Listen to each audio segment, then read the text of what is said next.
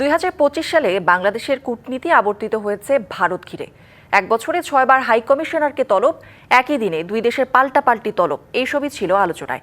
পাকিস্তান ও চীনের সাথে সম্পর্ক উন্নয়ন, আপাত দৃষ্টিতে মার্কিন যুক্তরাষ্ট্র এবং পশ্চিমা দেশগুলোর সাথে স্বাভাবিক সম্পর্ক আর বিভিন্ন দেশ থেকে বাংলাদেশিদের ভিসা বন্ধ, পুরো বছর জুড়ে আলোচনায় ছিল এই বিষয়গুলোই। বিশ্লেষকরা বলছেন, গেল বছরটি ছিল কূটনীতির জন্য আগ্রহ দীপক। পুরো বছর বিশ্লেষণ করেই সামনে এগোতে হবে।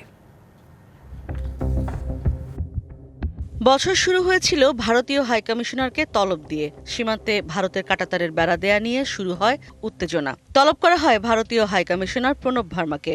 বছরের প্রথমার্ধে চলে ভারতীয়দের পুশিন মোকাবেলা। মার্চের শেষে প্রধান উপদেষ্টার চীন সফর নতুন মাত্রা যোগ করে কূটনীতিতে। যদিও সে সফরে কোনো চুক্তি হয়নি, কিন্তু সফরটিকে ভূরাজনৈতিকভাবে গুরুত্বপূর্ণ বলে মনে করা হয়। এপ্রিলে বিমস্টেক সম্মেলনে ইউনুস মোদি বৈঠকে ভারতের সাথে সম্পর্ক কিছুটা স্বাভাবিকতার আশা করা হলেও তেমনটি হয়নি। জুলাইয়ে যুক্তরাষ্ট্র বাংলাদেশ সহ কয়েকটি দেশের পণ্য প্রবেশে বাড়তি শুল্ক আরোপ করে, তবে তা ভালোভাবে মোকাবেলা করেছে বর্তমান সরকার, এমনটাই মনে করেন আন্তর্জাতিক সম্পর্ক বিশ্লেষকরা।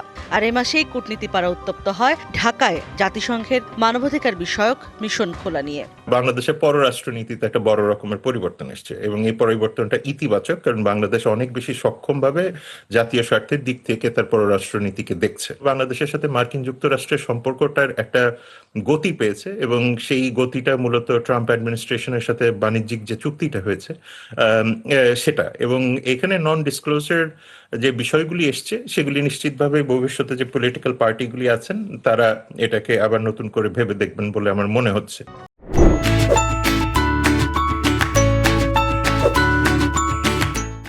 আগস্টে এসে বেড়ে যায় বাংলাদেশিদের বিভিন্ন দেশে ভিসা প্রত্যাখ্যানের সংখ্যা। এ মাসেই ঢাকা সফরে আসেন পাকিস্তানের উপপ্রধানমন্ত্রী। সম্পর্ক উন্নয়নে অক্টোবরে ঢাকা সফর করেন দেশটির পেট্রোলিয়াম বিষয়ক মন্ত্রী।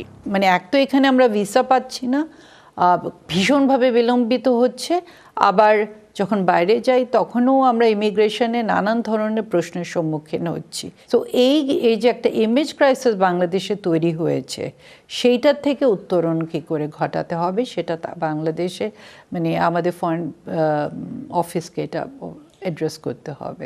বছরের শেষে এসে মানবতা বিরোধী অপরাধে সাজাপ্রাপ্ত শেখ হাসিনাকে ভারতের ফেরত দেয়া এবং ডিসেম্বরে তরুণ নেতা হাদি হত্যাকাণ্ড নিয়ে দুই দেশের মধ্যে ঘটে নজিরবিহীন ঘটনা।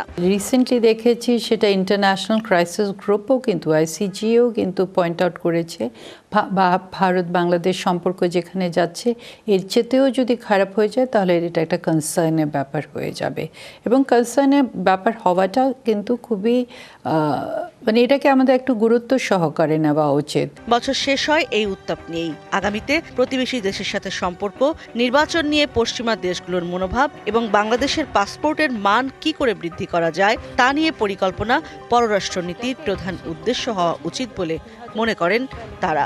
আমরা আশা করছি একটা নির্বাচিত সরকার আসবে, তারা যেন ইমোশনসগুলোকে ব্যবহার না করে প্র্যাগম্যাটিক্যালি এগিয়ে যায়। ইশরাত জাহান উর্মি, ডিবিসি নিউজ, ঢাকা।